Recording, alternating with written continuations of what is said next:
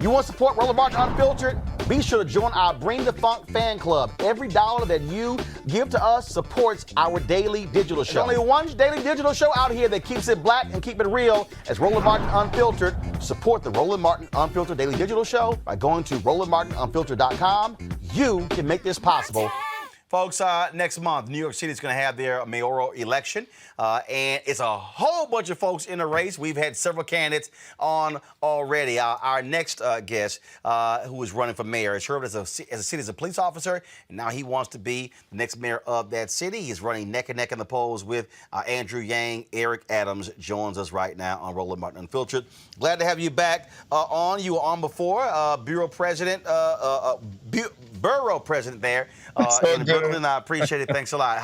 First of all, how is it going? You're broadcasting from a car, so clearly you must be on the road out there trying to make it happen. First of all, I just love your unfiltered show, because we need real talk right now. And let me just plant a seed, Brother Roland, which is crucial. My campaign is in the philosophy and theory of Archbishop Desmond Tutu.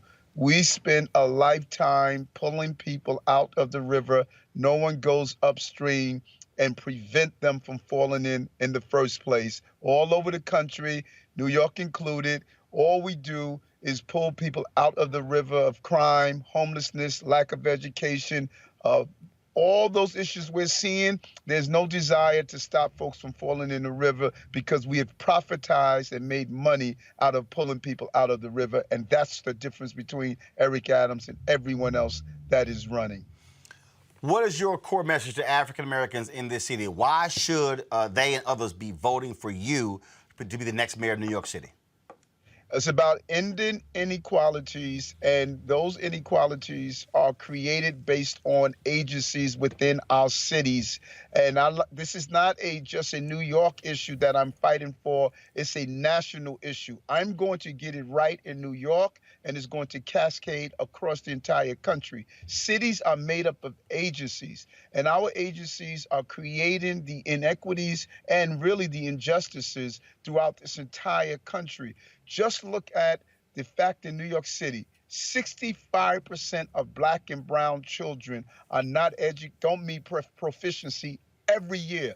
If you don't educate, you will incarcerate. 80% of the men and women at Rikers Island, our jail, don't have a high school diploma or equivalency diploma. I know how to take our city upstream, and I'm not just a cop. I was arrested by police officers and brutalized, and civil rights leaders asked me to go into policing to fight from within. I started 100 Blacks in Law Enforcement Who Care, and I was a civil rights leader in the police department and led the reform that you're seeing across this entire country right now. So when you talk about economics, look, New York, Wall Street, capital there as well. When we talk about African Americans, businesses, there are some that do well, but the bottom line is there's so many people who are being left out. How are you going to make sure that every city department, that those dollars that are flowing, the billions of dollars in that city, don't just go to folks who don't look like you and I? Well, let's be clear. Let's first start with the dollars that are coming from taxpayer dollars. We spend $22.5 billion a year in goods and service and procurements. Yet much of those dollars are leaving the city, and we don't see it recycled in our small businesses. I'm going to turn that game around. Number one, I'm going to hire a chief diversity officer when I walk into City Hall.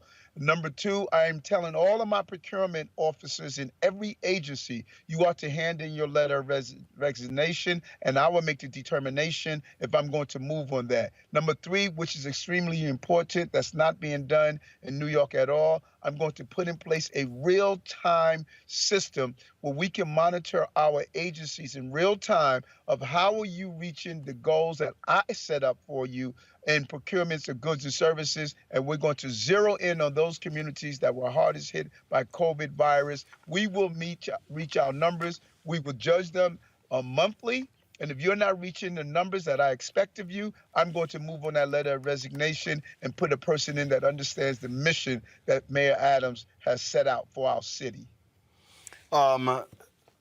One of the issues that also comes up, education. A lot of drama that took place. A lot of folks are upset with these high-end or tough to get into schools that have seen significant drop in black enrollment. Mayor Bill de Blasio waded into that. We had him on this show, and people were not happy with him at all. You have a new head of schools there as well. You also have folks, you have parents who are clamoring for more charter schools. Albany is saying, nope, we're going to put a cap on it. So, education. What is your education plan for New York City? Brother, thanks so much for that, Roland. Let me tell you something. We get caught up in the conversation and not the education. Adults are battling over something while children and babies are failing all the time. Education is wrong in New York City and across America. I sat down on my campaign trail. I met with pediatricians and neurologists. We're so busy looking at what children learn and not how they learn. The first classroom is in the mother's womb. If that mother's not receiving the right folic acid, iron, iodine, the right nutrition, that baby could be born with irreversible learning disabilities in some cases. Not all, but some cases. So what is Eric Adams going to do in education? I'm going to focus on every mother having a doula so they can understand the first 1,000 days of life, how it impacts on brain development. Then I'm going to make sure that we bring back the joy of learning into our schools. Children can't be just academically smart. They must be emotionally intelligent and well-rounded, their full personhood. We're going to connect our careers with the curriculum. And I'm not focusing on just those 8 schools that you were talking about. Those are the specialized high schools. 8 schools. We spend 90% of our energy on those 8 schools instead of looking at the over 500 schools that are failing our children every day. I told you the number, 65% of our children don't meet proficiency, black and brown children. 30% of the men and women who are incarcerated right now, Roland, are dyslexic. So why aren't we doing dyslexia screening? 55% have a learning disability. Why aren't we doing learning disabilities identification to give the support to parents so they don't end up incarcerated? Because we are downstream. I'm going to take my educational system upstream, everything from nutritional-based healthy food to learning how the skills they need to leaning into vocational training, pathway to college. We need to change how we are educating our children. Right now, we're just schooling and not educating. Extended school hours, universal tutorial for every child that needs it.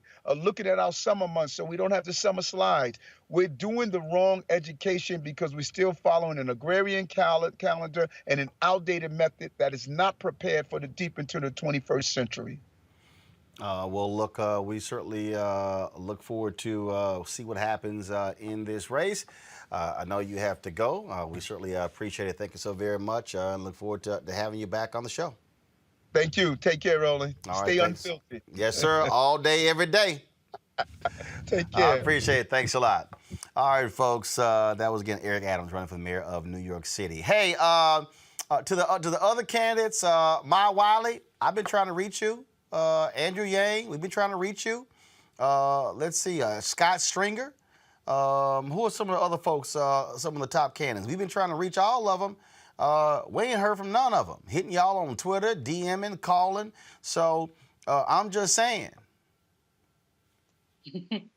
Just saying. Y'all might want to holler back. Folks, back to that Roland Martin Unfiltered video in just one moment. Racial injustice is a scourge on this nation, and the Black community has felt it for generations.